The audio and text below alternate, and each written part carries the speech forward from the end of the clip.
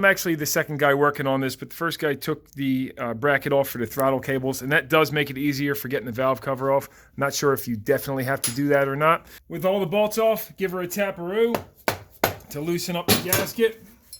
You should be able to pull it up. Now lift it a little bit and then rotate it, like lean it over that way, and you should be able to get this 10mm head bolt out. 8x125 thread bolt. Let's see if that comes out. Yeah, that came out the other side.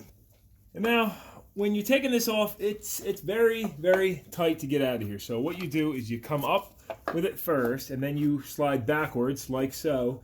Now this is why I say getting these cables off of here. I didn't take them off, but I can see that's probably a pretty necessary step.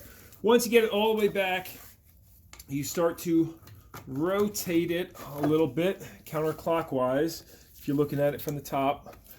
And it should clear if you get it clocked just right. Once you clear these, there we go, starting to get there, sliding over a little bit, and boom, then you rotate it out like that. So that's how it comes out. And then you slip back in the way it came out originally. Before you put all the bolts in, make sure to lean it over on that side and put this one big center bolt in.